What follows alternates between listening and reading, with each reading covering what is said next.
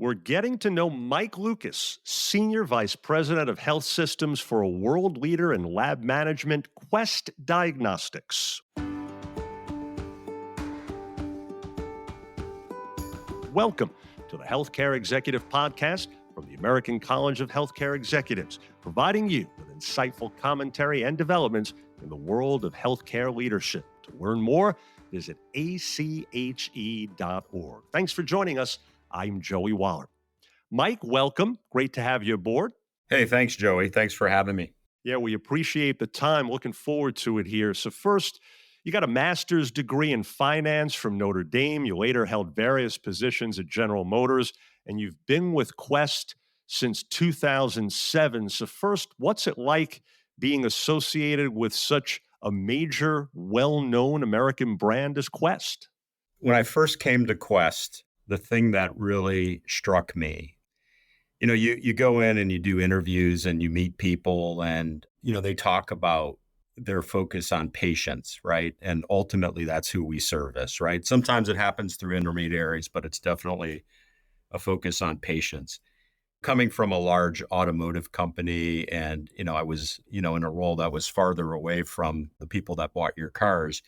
But when I came here, it was so clear to me at every level within the company that there is a passion around getting it right because there's a patient on the other end of it. So, from that perspective, it's been uplifting to work for a company that, truly has noble purpose. And that part of it has been true for every day I've been here for 17 years. That's great. So you started at Quest as VP of Finance. How did you transition from that to now being VP of Health Systems? Yeah, great question. I wasn't really expecting to find my way into a general manager role at Quest. We were back in 2012, we got a new CEO at the time. Steve Ruskowski came. And one of the things that he noted in the company is that, how we were organized, we really needed to modernize our organizational structure. So, as part of that, we really reorganized the company. And he approached me and said, hey, we'd like to really focus on building a services business for laboratory. And primarily hospitals would be the focal point for that business and servicing hospitals. He and some others that had come from large corporations thought services was a great opportunity for Quest to, find a new business and a new platform for growth in the company. So he tapped me to do that. My background probably gave me some good foundational experience to go into that role. I was employee one of a new organization inside of Quest. And, it's great news with that. You get to build your own team and you get to hand select everyone. And, that part of it was good. And we got to develop a vision for the business. I think, we were early on, had some ideas of, what it might be and how it might work and what it might look like. But really, it was a startup inside of Quest Diagnostics at the time. So we went about doing that and, building a value proposition and ultimately going into the market with that value proposition. And it, took us a full year before we acquired any customers. But what a journey it's been from a learning perspective. It's been tremendous from my perspective. But, we've built something very valuable for Quest Diagnostics and we think our customers too. So, it's been quite a journey. I think one of the things that, when you're building something new, right, you really need to be flexible. I think there's been some major learnings along the way for us that have been key to the growth that we've experienced as well as the relevance for our customers along the way. But yeah, I wasn't expecting it, but it's been a fun ride. And so how would you best describe your role now with Quest? What's a typical day like for you, if there is such a thing for someone in your position?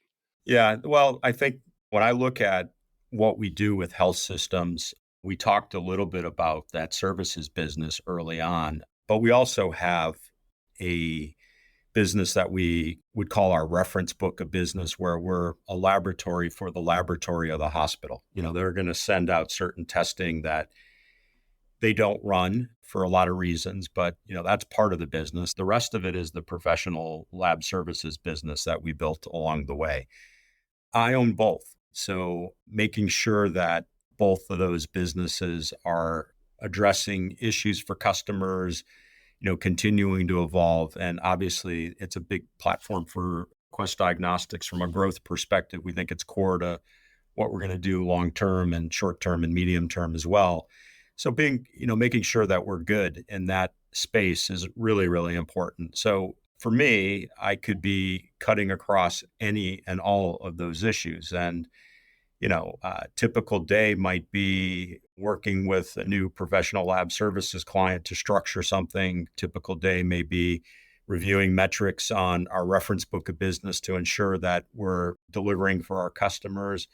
A typical day might be evaluating those growth opportunities and the pipeline of opportunities that we're looking at. So, really, honestly, it could be anything. And while I'd like to be planful for every single day, you got to pick up the phone when your customers call you and, you got to react. Sure. So, what would you say the main challenges are right now for healthcare executives in general, and how are hospitals and health systems addressing those these days? I think that coming out of COVID, well, number one, there's been a tremendous uptick in the cost curve, right? If you think about COVID and what happened in that environment, I would tell you the supply chain got stretched and pushed, and clearly there was cost pressure in the supply chain. I think we've resolved a lot of the issues that were related to shortages. And during COVID, I think we all dealt with those things and how to get, the things that we needed to support the business and the customers that and their demands.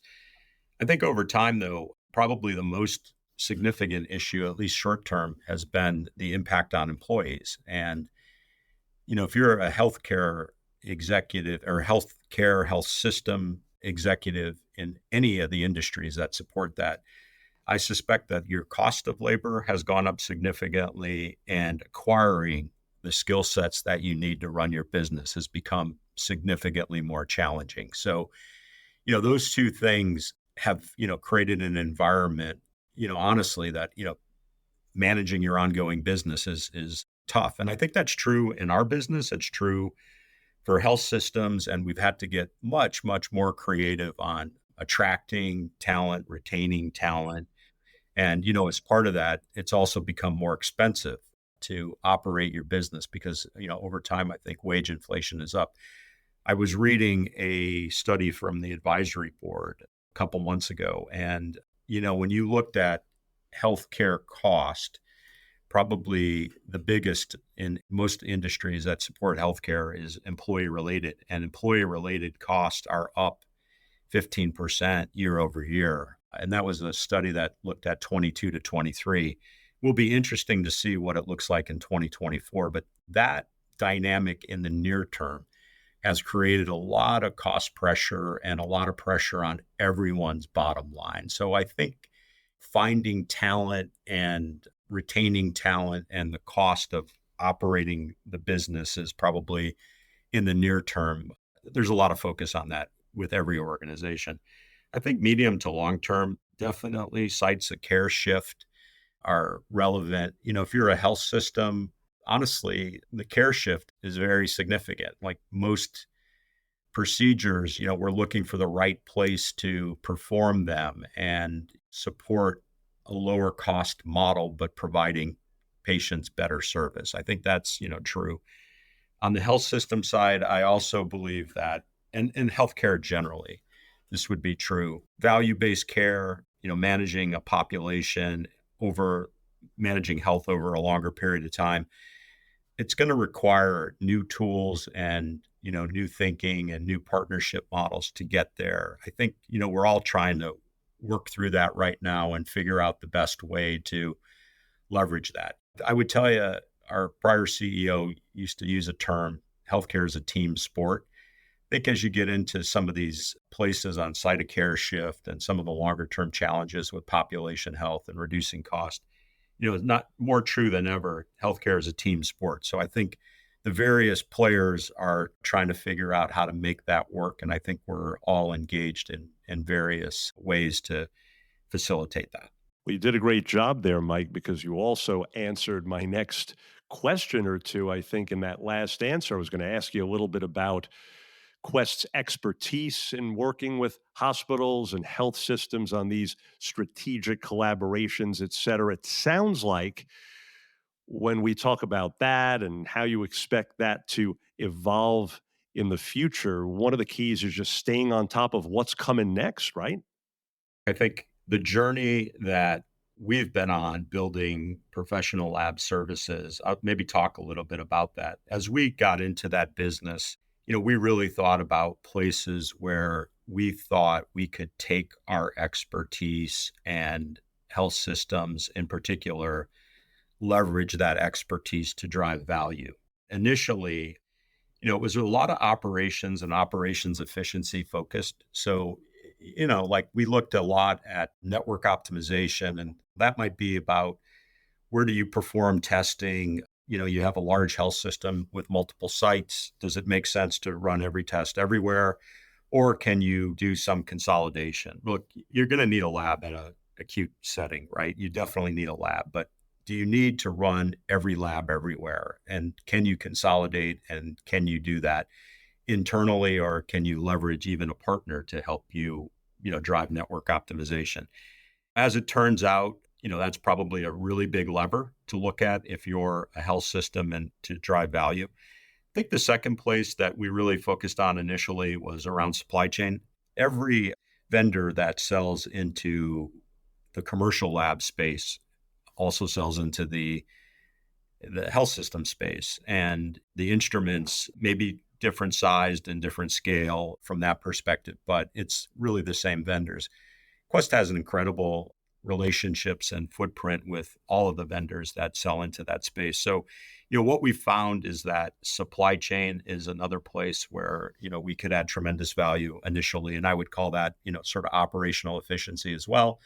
And then our core reference book of business, most health systems use multiple vendors. And ultimately, there's lots of reasons why that evolves, but there's definitely an opportunity to drive value through that lever as well. So I would tell you on our initial foray into helping health systems on the professional lab services side was very operational focused, and we've developed good content and good skills around that. And I think we have a pretty good track record as it relates to that. I think as we go forward, we're thinking longer term about sites of care shift, helping health systems build the tools necessary to manage populations and drive value in other places. So as we think about our services, we're definitely going beyond the test and trying to build tools and services that are going to help health systems address some of the longer term and medium term challenges, like population health, for example. So, Mike, when we talk about these strategic partnerships, looking into the future, what are some of the things that are most pertinent moving forward here? I think, we live and breathe that every day. We've been at this business for, about 10 years now, maybe a little more than that. But as you can imagine, these relationships tend to have a little bit longer term nature to them. And as we've gone through contract renewal cycles, it's very clear that our customers are looking for us to create more value. And, initially that operational step function that we're able to provide is great. And while there can be continuous improvement with it, I think, our partners are looking for truly incremental value in a step function way. And from an operations perspective, you're just not going to squeeze it from there necessarily without radical change or significant change anyway. As we've done that, we've gone and started to really develop other solutions that are maybe lab related or near lab related that go beyond just the operational efficiency. And I kind of alluded to that. And when we talked a little bit about long-term and medium-term needs and objectives and looking at solutions. But, as an example, laboratory stewardship is a great example of that. That laboratory stewardship, right test, right patient, right time. That's one element of laboratory stewardship. That's important, right? It's important if you're thinking about population management and building tools long-term that are going to allow you to do that. You want to order the right test at that right moment in time for the patient. And that can be different in an acute setting versus an outreach setting, et cetera. But having tools to help facilitate that and having the clinical knowledge to help facilitate that is really important. We've invested in developing a solution that is really going to help our customers deal with those issues. And as we deploy that, we're learning more and more about it, and we're continuing to tweak it and make it relevant. I think that's more relevant, but it's a building block solution for long term population health and being able to do that. There's others, right? For sure. But that's one that we think is important from a lab context perspective.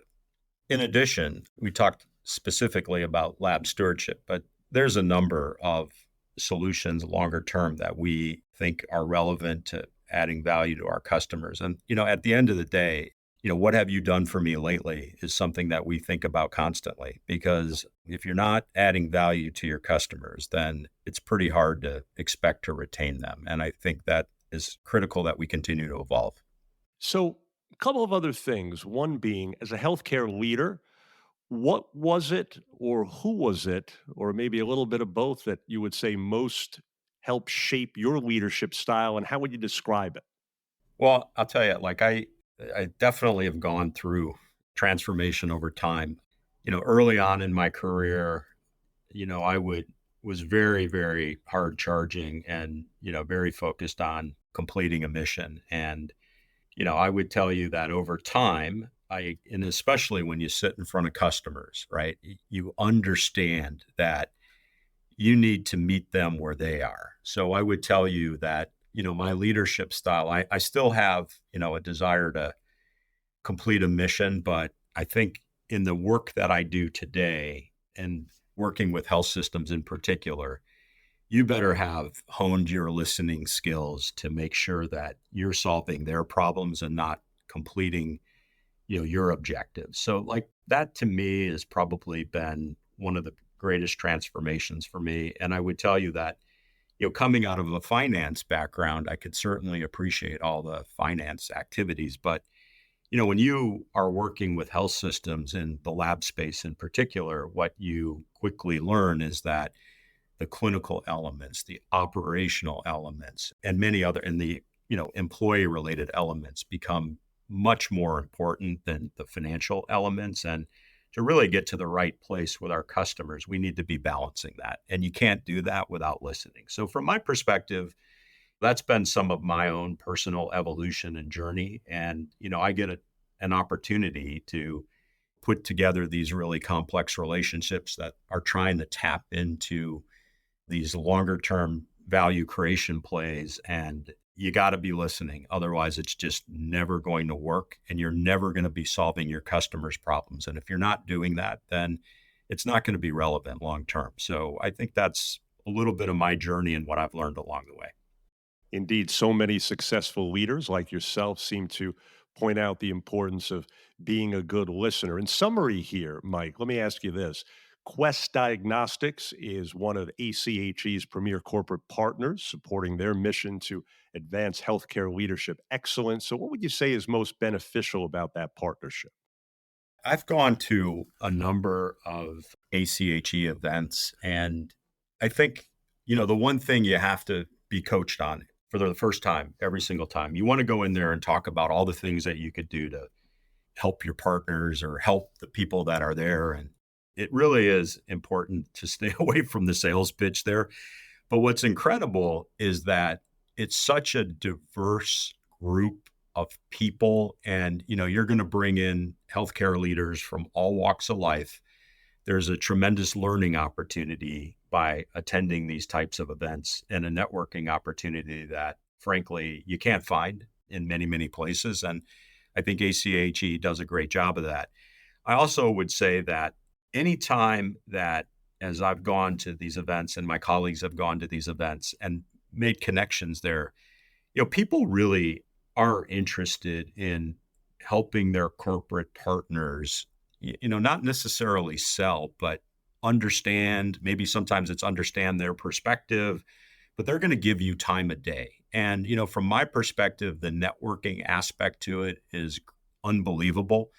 You can use these to understand problems at a deeper, more thorough level. And as we're thinking about the future, that's really, really important input. So it's almost the voice of customer, if you really leverage these events, is incredible. Well, folks, you're now more familiar with the latest in lab management while getting to know Mike Lukas, Senior Vice President of Health Systems for Quest Diagnostics. Mike, a pleasure. Keep up all your great work, and thanks so much again. Thank you, Joe, for the opportunity. And for more information, again, you can visit ache.org. If you found this podcast helpful, please share it on your social media. I'm Joey Waller. And thanks again for being part of the Healthcare Executive Podcast from the American College of Healthcare Executives.